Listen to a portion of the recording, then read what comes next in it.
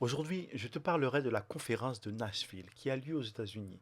Durant cette conférence, des personnes importantes parleront et je prendrai le temps de traduire leurs discours afin que vous puissiez mesurer l'importance de ces interventions. Mais avant de traduire le discours de Michael Saylor, abonne-toi à la chaîne, active les notifications. Mes amis, bienvenue. Bon, je viens de traduire la vidéo. Il va y avoir quelques petites erreurs, mais souvenez-vous, je ne suis pas un traducteur professionnel. Mais aussi, c'est intéressant parce que Michael Saylor donne des conseils d'investissement pour les particuliers, pour les entreprises, pour les grosses sociétés, pour les fonds, mais aussi pour les pays.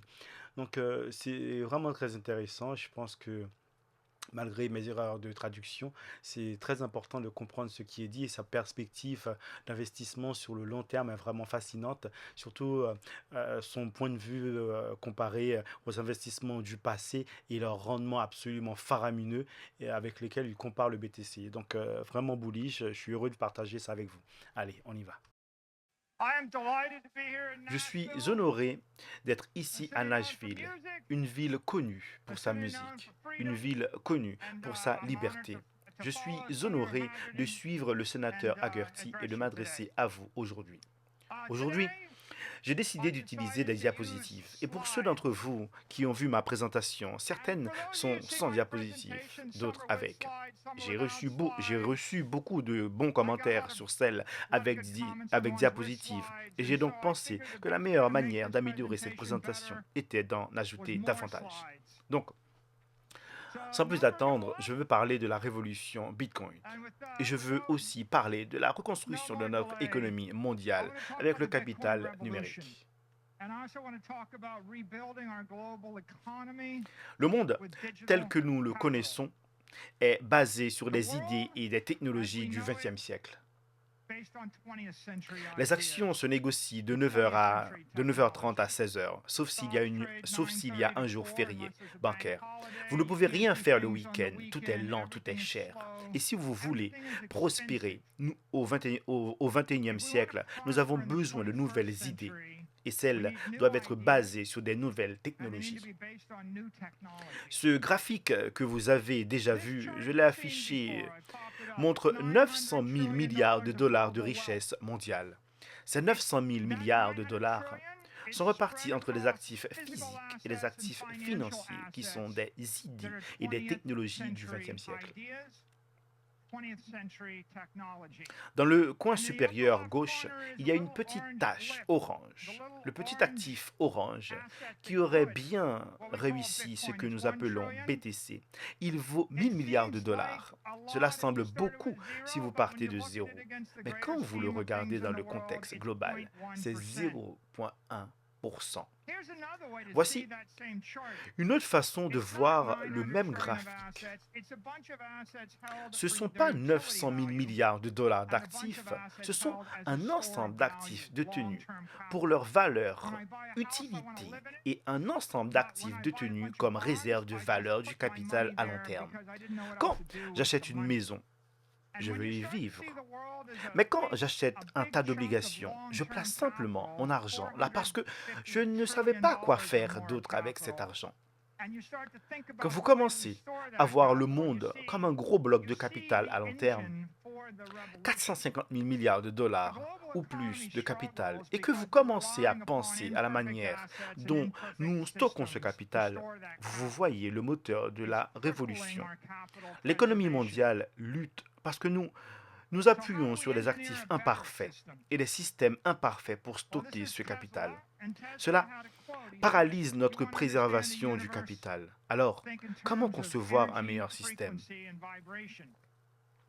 Ceci est Tesla. Et Tesla a une citation. Il a dit, si vous voulez comprendre l'univers, pensez en termes d'énergie, de fréquence et de vibration. Je vais traduire cela. Je vais maintenant parler de la physique de l'argent. Quelles sont les lois physiques de l'argent? L'énergie est l'argent, ou le capital, ou la richesse. Vous pouvez les utiliser de manière interchangeable pour ce discours.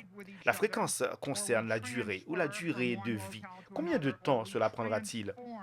une minute, une heure, une année, un siècle. Nous faisons vibrer l'argent chaque fois que nous échangeons entre nous, ou que nous transférons d'un endroit à un autre, ou que nous transformons une propriété en un autre type d'actif. Voici donc une équation importante. Cette durée de vie utile est égale à la valeur d'un actif. Si vous cherchez la durée de vie utile de votre argent dans un actif, la manière de la déterminer est de demander combien cela coûte chaque année pour maintenir cet actif en parfait état. Que dois-je dépenser pour éviter la dépréciation ou la détérioration? Il se trouve que cette durée de vie, cette L, est très proche de ce que nous connaissons dans la communauté BTC sous le nom de stock to flow. Ils sont très liés. Si vous les mesurez en années, de nombreux individus et la plupart des entreprises utilisent des actifs financiers pour préserver le capital. Et c'est la source d'un défi pour nous. Parlons des actifs financiers. Je veux conserver mon argent pendant une longue période. Commencez avec 1 milliard de dollars. Mettez-le en pesos et l'argent se déprécie en 2 ans. Un taux d'inflation de 98% vous prive de votre énergie économique ou de votre capital. Ce n'est pas un bon actif au long terme. La livre turque, votre capital dure 3 ans. Le dollar américain, sous l'inflation monétaire traditionnelle du siècle dernier, pourrait durer 14 ans. Mais ce n'est pas comme si vous l'aviez pendant 14 ans. La vie est aspirée de manière linéaire sur 14 ans. Mettez votre argent dans un fonds spéculatif. Quel est le coût annuel? C'est une commission de gestion de 2%, puis 20% de la plus-value, environ 4% par an si vous investissez dans les actifs normaux. Cela signifie que c'est un actif de 25 ans, les bons du trésor. Vous allez obtenir un rendement, mais le rendement, après impôt de 3,5%, s'oppose à l'inflation monétaire de 7%. Peut-être que votre argent dure 30 ans, le capital dans un fonds commun de placement où vous payez une commission de 1%. C'est à peu près le mieux que vous puissiez obtenir. Si vous parvenez à acheter un portefeuille diversifié à 10 points de base, le risque de contrepartie vous amènera à un coût de 1%. Donc, ce sont vos actifs financiers. Nous gérons le monde avec un ensemble d'idées du XXe siècle et en moyenne, un actif financier vous dure 30 ans. Nous savons tous que l'inflation dilue la valeur des actifs financiers. Mais l'inflation n'est que la pointe de l'iceberg. Vous allez également être dilué par les tarifs, les péages, les torts et les transferts, les taxes. Nous avons toutes sortes de taxes. L'impôt sur le revenu, impôt sur les plus-values. Chaque fois que vous faites vibrer et déplacer l'argent, vous êtes imposé sur l'argent. Et puis, si les impôts ne vous prennent pas et les torts ne vous défont pas, vous avez les intempéries, la concurrence, l'obsolescence, la politique, les catastrophes. Ce sont les choses qui diluent la valeur de votre capital au fil du temps. Et si vous voulez maintenir l'énergie économique, vous devez lutter contre cette friction. Eh bien, la plupart des gens réalisent que c'est une entreprise frustrante et sans issue. Alors ils abandonnent les actifs financiers et commencent à se tourner vers les actifs physiques pour préserver le capital. Eh bien, voici un actif physique, une Ferrari. Ce n'est pas une bonne façon de garder votre argent éternellement, car comme après 5 ans, vous avez dépensé autant en assurance, en entretien et en dépréciation. Les yachts, les bateaux ne sont pas beaucoup mieux. Si vous dépensez 10% de votre argent pour l'exploiter, vous pouvez également être frappé par la dépréciation. Ne stockez pas votre argent dans des yachts, une maison à Miami Beach. Si vous achetez une maison à 10 millions de dollars, vous feriez mieux de trouver 10 millions de dollars pour entretenir la maison pendant 17 ans. Maintenant, vous avez plus d'argent. L'argent, 22 ans, un entrepôt, 40 ans peut-être, 50 ans un lingot d'or, 62 ans un tableau, 72 ans un terrain. Le plus ancien ranch familial aux États-Unis est le King Ranch. Ils ont tenu 173 ans. Toutes les autres familles du pays ont échoué. Et voici la propriété détenue le plus longtemps, le Crown State, au Royaume-Uni. On pourrait dire que la famille royale détient La famille royale, la famille royale la détient depuis 1066. Mais de notre côté, elle est passée par des, elle est passée par des Plantagenets aux Stuarts, à travers les Lancaster, les York, pour finalement arriver à la famille de Hanovre. Peut-être que sept familles différentes cela sont partagées. Aucune d'entre elles n'a pu l'emporter avec elle. Donc, les actifs physiques que vous pensez pouvoir durer 1000 ans, probablement environ 50 à 75 ans, est le mieux que vous puissiez faire. L'entropie dilue la valeur de vos actifs physiques. Elle aspire le capital, l'énergie hors d'eux. Il y a une raison pour laquelle on l'appelle la terre et non le paradis. Parce que les politiciens sont très créatifs. Ils ont une taxe municipale, une taxe du comté, une taxe d'État, une taxe fédérale, une taxe de transfert, une taxe d'utilisation sur la propriété. Et si cela ne vous atteint pas, excusez-moi, il y a le contrôle des loyers, le contrôle des prix ou un choc culturel.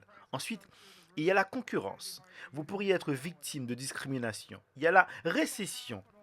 La monnaie peut s'effondrer. Vos locataires ne vous paieront pas. Quelqu'un glissera et tombera sur le trottoir devant chez vous et vous poursuivra. Il y a la météo, la guerre, le crime et la catastrophe. Et si les prix de l'énergie montent en flèche, il sera difficile pour vous de vous en sortir. Le capital physique n'est pas une solution simple. Quelque chose que j'ai appris au MIT, les trois lois de la thermodynamique. Vous ne pouvez pas gagner. Vous ne pouvez pas faire match nul. Mais vous ne pouvez pas sortir du jeu. Donc, vous pourriez vous arrêter ici et être un peu déprimé. Mais encore une fois, nous ne voulons pas perdre. Alors, vous commencez à penser, et si nous pouvions trouver un moyen de sortir du jeu? Alors, nous pourrions faire match nul. Vous pourriez gagner. Satoshi a trouvé un moyen, il a donné et il est parti. Et c'est le BTC. Bitcoin est un capital numérique. C'est ce qu'il a créé. Bitcoin est un capital immortel, immuable et immatériel. Et je l'utilise dans ce sens. Il a une durée de vie infinie. Il n'est pas attaqué par les forces de la météo, de l'entropie ou de l'inflation. Il est immatériel dans le sens où il n'est pas dans le monde physique. Il ne souffre pas de toutes ces horribles défilés, le découragement des actifs financiers et physiques. Et c'est la solution à notre dilemme économique, la transformation de notre capital d'actifs financiers et physiques en actifs numériques. Cela résout le problème auquel nous sommes tous confrontés. Maintenant, combien de temps vit BTC? Eh bien, prenez votre Bitcoin et mettez-le à l'échelle avec un dépositaire de niveau institutionnel. Vous payez 10 points de base, selon la première loi de l'argent, cela signifie que vous allez durer 1000 ans.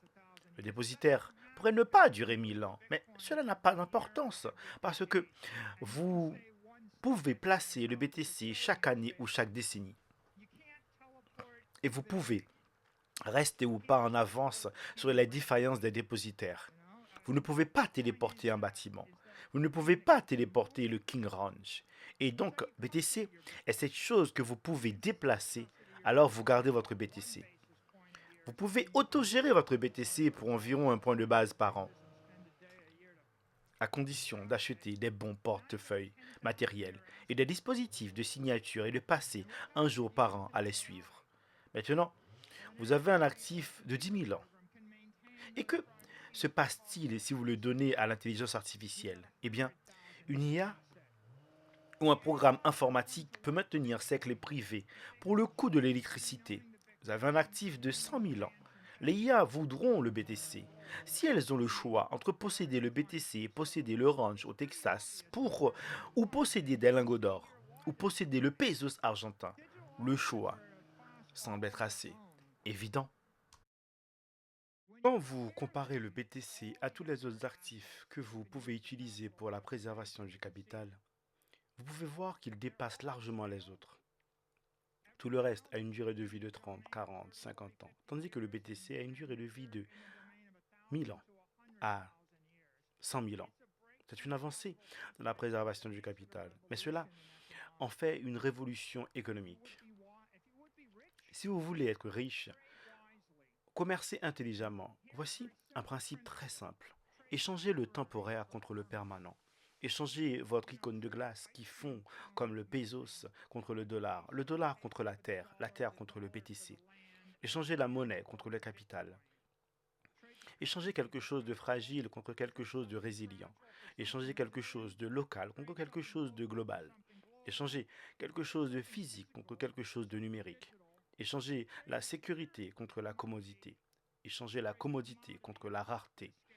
Vous ne pouvez pas vous tromper en allant dans cette direction. Parlons de quelque chose,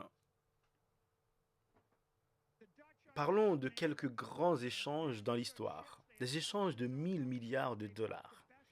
Les Néerlandais comprenaient le pouvoir naval.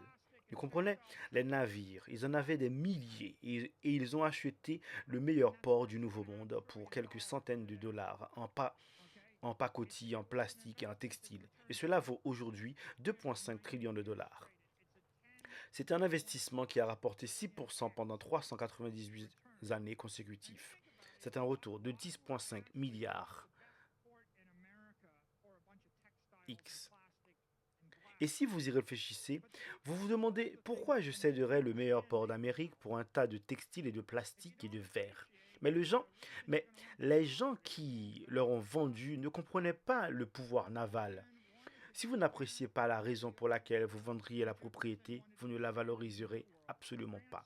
Napoléon voulait se balader dans l'ancien monde et Jefferson voulait s'étendre dans le nouveau monde. Alors la France vend la Louisiane aux États-Unis pour 15 millions de dollars en 1803. Les 15 millions de dollars ont probablement duré quelques mois pour alimenter l'armée française. Ils sont partis. Jefferson a compris cela et il a obtenu 27% des États-Unis. C'est un retour de 800 000 X, valant 12 trillions de dollars ou plus. Cela voudra encore plus. Jefferson avait une certaine vision. Tout comme cet homme, Seward paye 7 millions de dollars pour l'Alaska, 2 ans après que le pays était dévasté par la guerre civile. John D. Rockefeller essaye de créer une compagnie pétrolière. Aujourd'hui, il y a 1 trillion de dollars de pétrole sous l'Alaska. C'est un retour massif pour un bout de papier. Quelle est la valeur du capital numérique? Prenez les 450 trillions de dollars numériques par 3%. C'est votre coût d'entropie ou votre coût d'inflation. Cela coûte au monde 13,5 milliards de dollars par an pour surmonter toutes ces horribles défilés lorsqu'ils essayent de préserver leur richesse. Si vous appliquez un ratio court-bénéfice de 20, comme vous évaluez une entreprise, ou une obligation à long terme, cela vaut 270 trillions de dollars. Le capital numérique vaut 10, 20, 15 trillions de dollars par an et vaut des centaines de trillions de dollars. Vérification de la réalité, est-ce qu'il raconte des bêtises? Le capital numérique rapporte 55% depuis 4 ans. Le capital financier, le meilleur au monde, est l'obligation. C'est moins de 5%. Imaginez capitaliser votre entreprise ou votre pays avec 5% pas, au lieu de 55%. Ça fonctionne évidemment. Revenons à mon graphique. Ici, la richesse mondiale, nous pouvons voir comme ceci. Nous voyons le petit carré BTC dans le coin gauche. Que se passe-t-il? Voici ma prévision macro pour le BTC. C'est 21 ans. Cela vaut jusqu'en 2045. Que penserais-je? Que, que pense... Qu'est-ce que je... Que pense qu'il se passera? Qu'est-ce que je... Bon, bref, c'est un peu difficile à traduire. Eh bien, j'ai un scénario pessimiste et un scénario optimiste. Mais ce que je pense qu'il se passera, c'est que le taux de rendement annuel de 55% descendra à 50, 45, 40, 35, 30, 25, 20 et il se situera entre 50 et 30. Il décélérera progressivement jusqu'à ce qu'il croise environ 2 fois plus vite que l'indice SP. Et à ce rythme, le BTC vaudra 13 millions de dollars la pièce en 2045. 13 millions. Cela pourrait être 3 millions dans le scénario pessimiste. Cela pourrait être 49 millions dans le scénario optimiste. Mais qu'est-ce que le BTC? 7% des actifs mondiaux. Alors, qu'en est-il du reste des actifs? Eh bien, je pense que les intelligences artificielles et la technologie vont révolutionner le secteur. Nous n'avions aucune entreprise valant 1 trillion. Ensuite, nous avons eu un tas d'entreprises valant 1 trillion. Vous en verrez plus parce que vous verrez des entreprises avec 100 000 intelligences artificielles et aucun employé.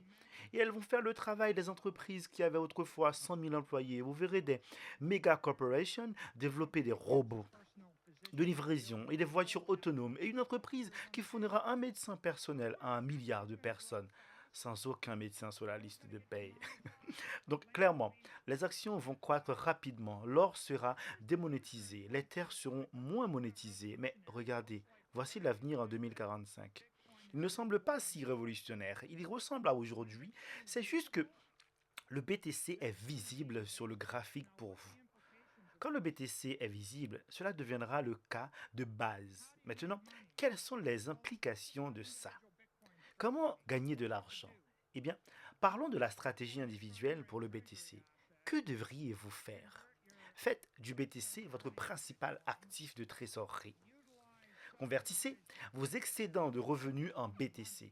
Utilisez des crédits subventionnés. Si le gouvernement vous prête de l'argent, empruntez de l'argent à des taux bon marché et achetez du BTC. Et trouvez un moyen fiscalement efficace d'investir dans le BTC que ne devriez-vous pas faire.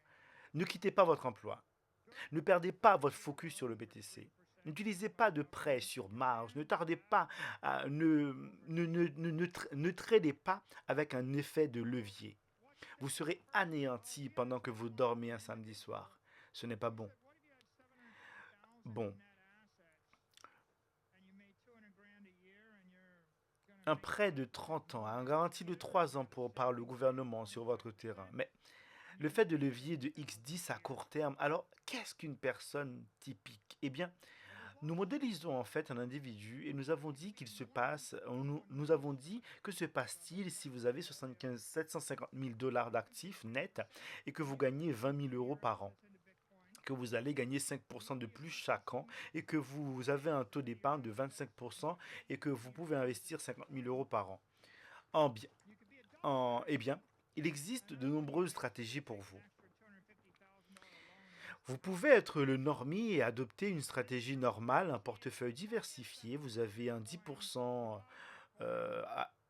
en or, mettre 10% de vos actifs en BTC. Vous pouvez être un maximaliste BTC, mettre 80% de vos actifs, 80% de vos revenus en BTC. Vous pouvez être un double maximaliste et c'est quand vous prenez essentiellement un prêt supplémentaire de 250 000 dollars contre la maison, puis le triple maximaliste. Et quand vous financez la maison pour le BTC, vous avez acheté du BTC, vous basculez tous vos actifs en BTC, puis vous déménagez dans une juridiction fiscale bon marché où vous pouvez effectivement éviter certaines taxes et investir un supplément de 50 000 euros en BTC. Peut-être Singapour, aux Émirats Arabes Unis ou quelque chose du genre. Quel est le résultat? Eh bien, voici le résultat. Le normie se retrouve avec 8 millions de dollars en 21 ans. Le 10% en aura plus du double. Le maximaliste se retrouve avec 100 millions de dollars. Le double maximaliste avec 150 millions de dollars. Le triple maximaliste avec 214 millions de dollars. Vous pouvez voir la puissance du levier et le choix vous appartient. Et vous pouvez également voir qu'il faut 15,9 BTC pour être un triple maximaliste. Vous savez, 6,25 BTC feront de vous une personne ultra riche. Parlons des entreprises. Ce qu'il faut faire, convertir votre capital en BTC, convertir vos flux de trésorerie en BTC et mettre des actions pour acheter du BTC lorsque c'est avantageux et mettre de la dette pour acheter du BTC lorsque c'est avantageux. Ce qu'il ne faut pas faire. Ne pas saigner votre capital avec des dividendes imposables. Ne pas abandonner votre capital avec des rachats d'actions. Diluer vos actionnaires avec des activités de fusion et acquisition. Risquer de surévaluer. Voici notre entreprise typique. 100 millions de dollars de flux de trésorerie, 1 milliard de dollars de valeur d'entreprise. Elle est croissante et elle génère de flux de trésorerie. Son prix d'action est de 100 dollars. Maintenant, la question est, quelle est votre stratégie? Normie, maxi, double maxi, triple maxi? Eh bien, le normie va bien s'en sortir. Vous avez un prix d'action de 1200 dollars, mais une simple allocation de 10%. Le maxi va presque multiplier par 8. Le double maxi atteint un prix d'action de 17 000 dollars. Le triple maxi est de 28 000 dollars. Quel genre d'entreprise voulez-vous diriger? Il s'agit d'une stratégie triple maxi en action en ce moment. C'est MicroStratégie. Cela fera 48 mois, le 10 août de cette année, depuis que nous avons commencé ce chemin. 48 mois, et si vous dirigez une entreprise, il y a 300 millions d'entreprises dans le monde. Si vous dirigez une entreprise et pensez que vous pouvez faire ce que Microsoft, Apple et Google font, alors tant mieux pour vous. Vous pouvez atteindre un taux de rendement annuel de 20%, 25% par an si vous voulez copier Nvidia. Vous battrez tout le monde. Mais je pense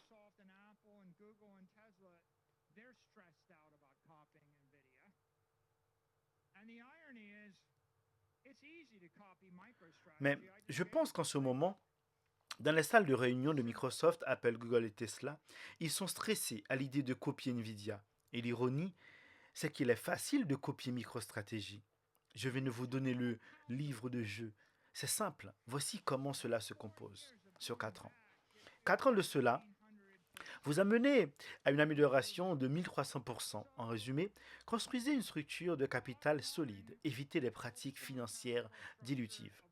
Parlons d'une institution. Vous avez une église, une association caritative, un fonds de dotation d'Harvard.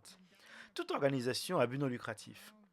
Que devriez-vous faire? Modifier votre charte pour investir dans le BTC, réallouer des actifs à court terme à des actifs à long terme. Vous n'intervertirez pas dans des cornets de crème glace. Vous n'investirez pas dans le pesos. Mais pourquoi détenez-vous les instruments financiers de 20 ans? Ne possédez pas d'instrument foncier physique de 50 ans. Achetez un instrument de 1000 ans. Utilisez le BTC. Le BTC est le coût du capital, pas le SP. Le SP est de 13%, le BTC est de 55%. Pensez à 55%. C'est votre coût du capital. Et puis, utilisez un effet de levier intelligent. Voici notre modèle, un portefeuille d'1 milliard de dollars. Vous voulez être normie, maxi, triple maxi. Ici, pour le maxi, nous avons juste dit mettez 100% dans le double maxi. Et le triple maxi prend un effet de levier à 10%. Voilà ce qui se passe. Vous commencez avec 1 milliard de dollars et en 21 ans, vous aurez 5 milliards de dollars.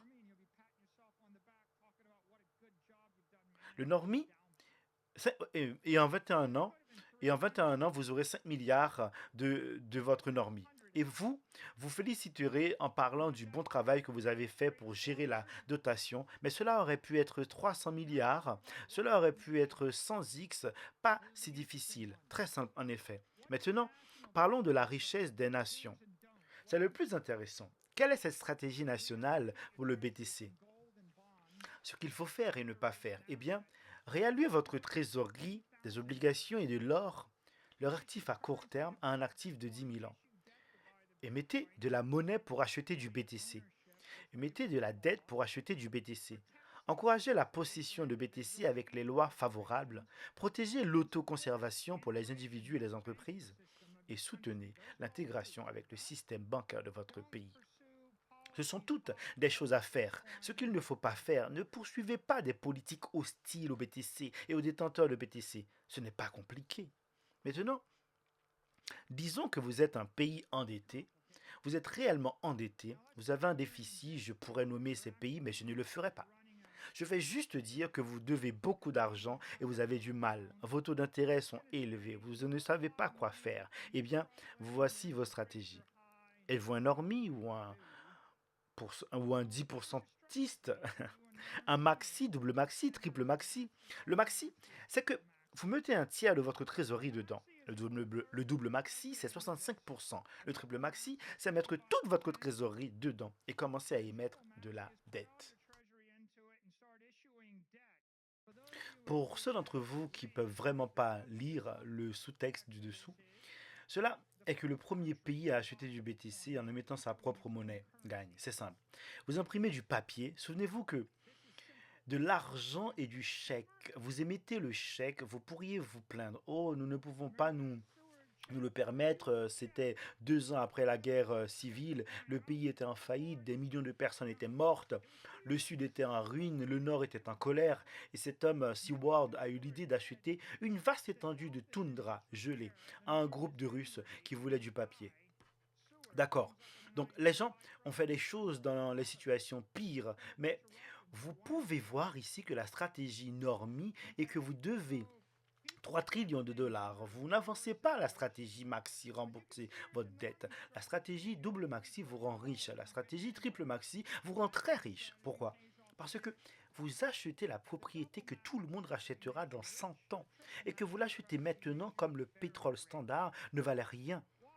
Il n'y avait pas d'essence, il n'y avait pas d'automobile, vous n'aviez pas de locomotive diesel en 1867. Nous avons inventé tout cela. Mais le bon sens dit, oh, je peux acheter quelque chose qui équivaut à environ un cinquième de la taille de la nation pour quelques dollars. Pourquoi ne pas le prendre? Stratégie BTC pour les pays étrangers, riches, les pays riches. Disons que vous avez beaucoup d'argent, peut-être l'Arabie Saoudite, la Norvège, et que vous gagnez beaucoup d'argent, eh bien, quelle est votre stratégie? Vous voulez être un normie, un maxi, un double maxi, un maxi net, 25% de son argent dans le BTC. Un triple maxi va mettre 75% et convertir ses excédents en BTC. Voici ce qui se passe si vous devenez simplement, si vous devenez incroyablement riche.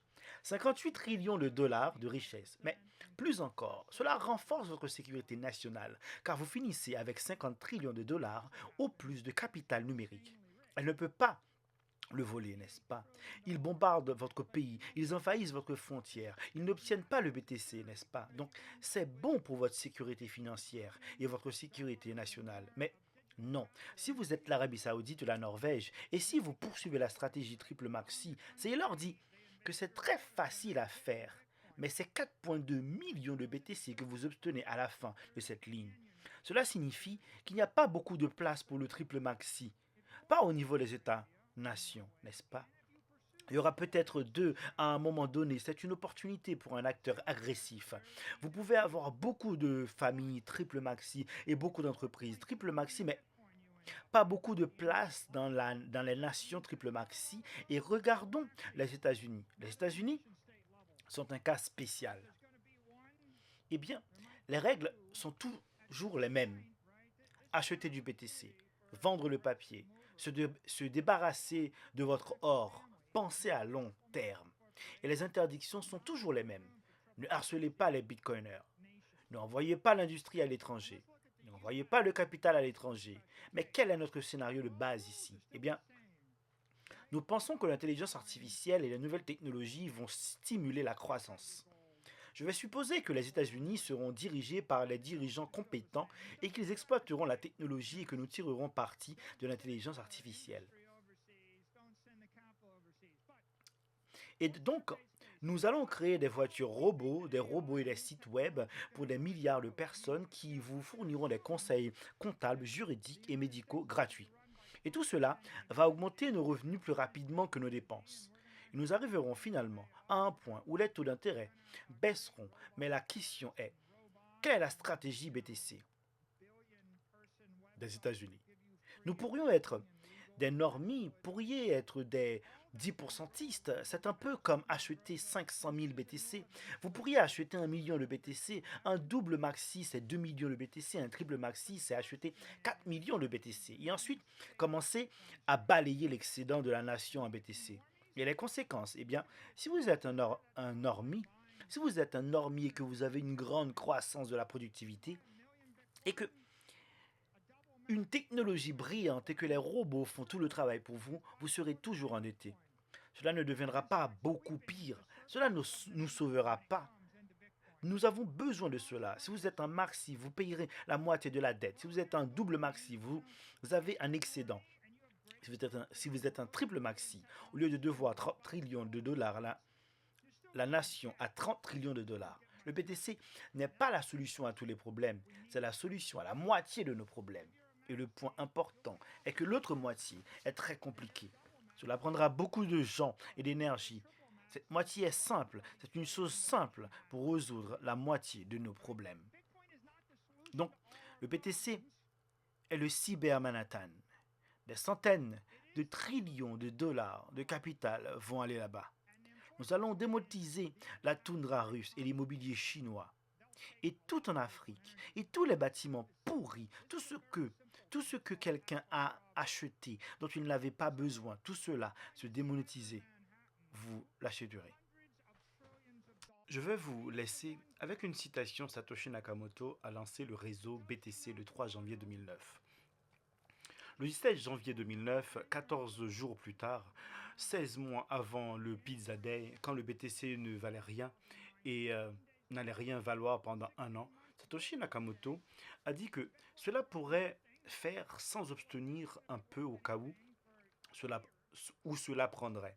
Si suffisamment de personnes pensent de la même manière, cela devient une prophétie autoréalisatrice. Et si jamais des mots plus sages n'ont été prononcés, vous regardez 1 milliard de preuves. Mais il reste encore un potentiel de 1000 fois plus et vous avez beaucoup plus d'informations à porter de main. Les signes sont clairs, le BTC est l'avenir du capital, c'est l'avenir de l'argent et il pourrait être judicieux d'en obtenir car cela a un prix.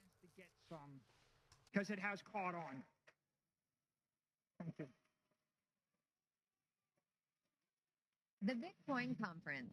We